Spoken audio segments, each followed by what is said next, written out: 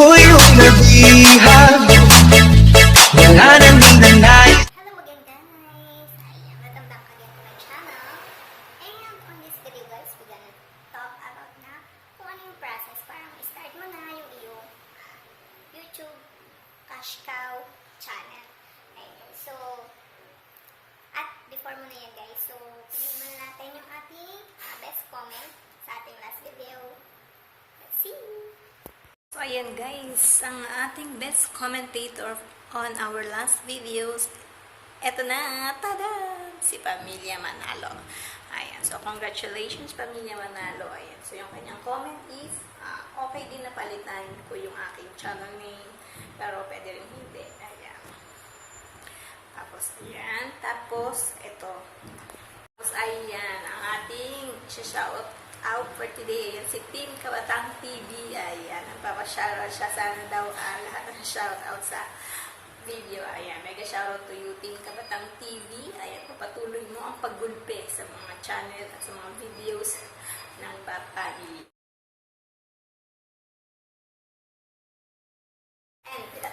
Sorry, it's DJ. So yun, on our last video guys, ayan, sinabi ko na ituturo ko sa inyo kung ano yung step by step kung paano natin umpisahan yung paggawa ng cash cow channel. So ito na yung ating first step guys, first step. So first is find your niche or find your niche shade. Ayan guys, at kung wala kang idea kung anong gusto mong gawing niche sa iyong channel, so you can go back on our two previous videos. So may mga picture yung muna yung ating top CBM YouTube niche, and then yung ating last video na cash cow high CPM niche. Ayan, so para magkaroon ka ng idea kung anong gusto mo gawing niche. Step 2 guys is you must find a YouTube creator that is related to your niche. So yung popular YouTube creator para siguradong mag-boom talaga yung i-create mo cash cow channel. Okay guys, and then yung step 3, ayan, so yung step 3 guys is i-select mo yung kanyang most popular videos.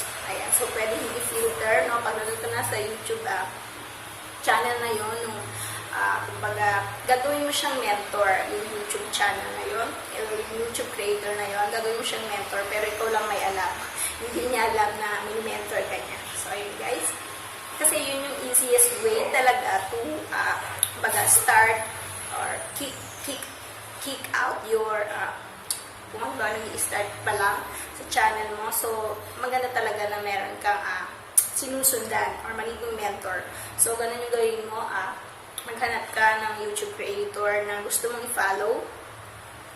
And then, yung step 3 is yun nga, i-filter mo yung kanyang most popular videos. And then, pagka na-filter mo na yung kanyang popular videos, kung hindi ka doon kahit isa or dalawa, o yung most popular or semi-popular na videos niya. And then, step 4, so pag nakapili ka na ng popular video, ang gagawin mo is i-replicate mo. So, you must replicate that video 10 times or 20 times, guys. So, replicating means do it on your own. Making videos on your own style. Yung paggagayahan mo lang yung kanyang video, but so yung wag mong i-download lang siya and then i-re-upload. Siyempre, masi-CPR ka doon. So, replicate it on your own style, something like that. Or, kung tingin mo may kulang pa doon, so yung dagdagan mo. Pero siguro naman, pagka-popular na yung video, no? It's almost perfect. But, yun nga. So, gagayahin mo lang yung baga kung anong meron doon sa channel na yun. And then, so after that, ma-replicate ng 10 times or 20 times, so there is a big possibilities na isa-suggest ka ni YouTube sa mga ayun, sa mga ibang viewers, kasi yun, kumbaga ginaya mo yung most popular videos na yun. So, it's really possible na yung mga ibang viewers is mapunta din doon sa videos mo, guys. So, yun din yung tips ko nga, yung lagi kong sinasabi, always talk about kung ano yung topic mo, no? Kalimbawa technology, okay, you must say it, technology on your videos, put it on the description box, or put it on your comment sections, mag-put ka ng mga related tags, mga tags. So, yan, it helps you, the YouTube algorithm para isuggest ka niya doon sa, doon sa niche na pinili mo. Ayan. And then, after that, so, kung pag-replicate ka na ng 10 times to 20 times, and then, so this is the very important, yung marketing, guys. Kasi, kumbaga, kayo na ni-replicate mo yun, but, kumbaga, you are just revolving around these 2 to 3, 5 to 10 viewers. So, talagang hindi siya magbo-boom. So, you must market your videos, your channels, post it on your social medias, Facebook, Instagram, Twitter, on your YouTube community. So, ayan. And then, yung Google Ads. So, ayan. So, pwede rin tayo magpa-advertise sa Googles or sa YouTube, mga YouTube ads. So, pwede rin pala tayo magpa-advertise dyan. And, ayan. So, yan yung ating magiging next topic, guys. Papasukin naman natin ang Google advertising. So, pupunta na tayo sa marketing because actually, I'm doing the 3, what do you call it, interrelated videos. Kaya I start with the high CPM niche, cash cow niche, and then ito, step by step, kung paggawa ng cash cow channel. So, dapat talaga gumawa ka ng 3 interrelated videos para halimbawa, yung mga viewers mo is mapanood yung 3 videos na yun, is makakuha ka talaga ng mas malaking watch hours. So, what do you call that? Kasi yan yung importante ngayon kay YouTube, no? Yung mas malaking time watch sa mga videos natin para mas ma-recommend niya tayo. So, yan sa advertising na and marketing. And then, so yung last list na steps, halimbawa hindi mo pa rin makitaan ng result or magandang result yung ginawa mo.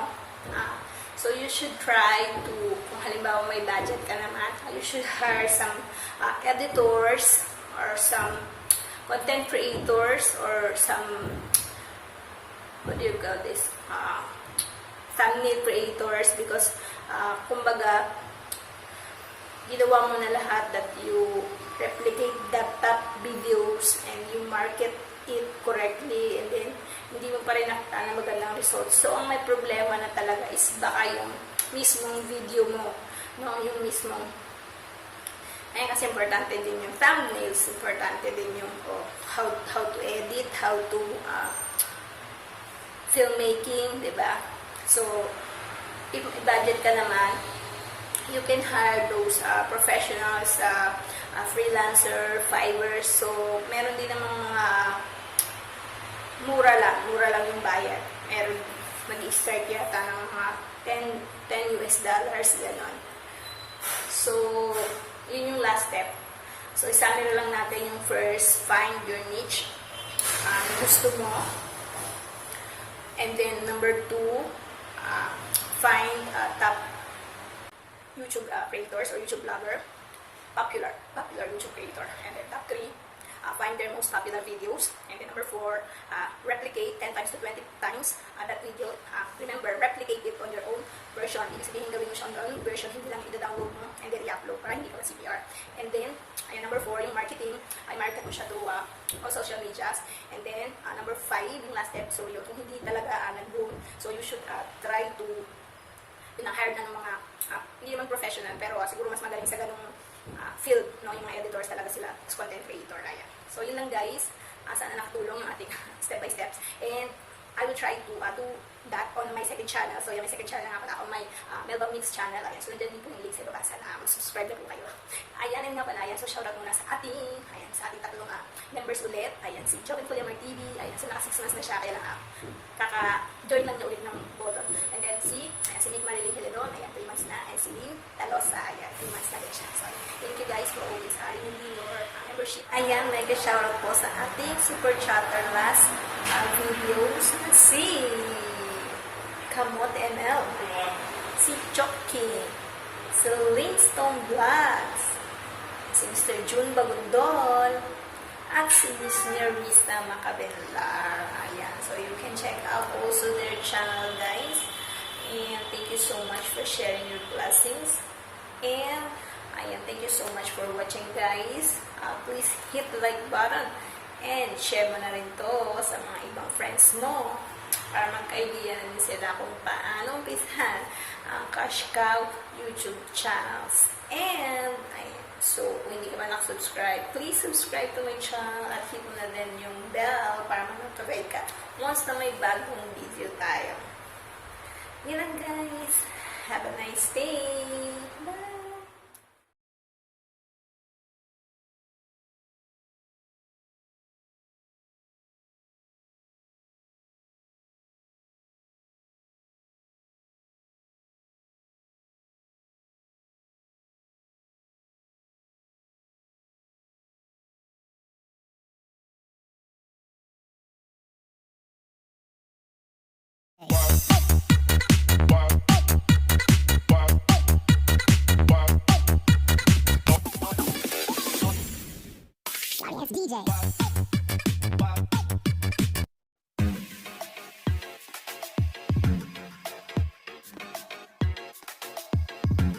Sorry ass DJ.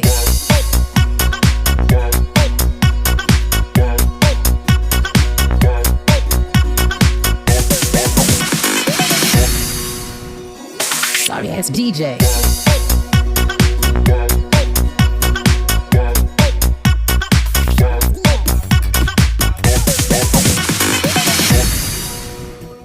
Sorry ass.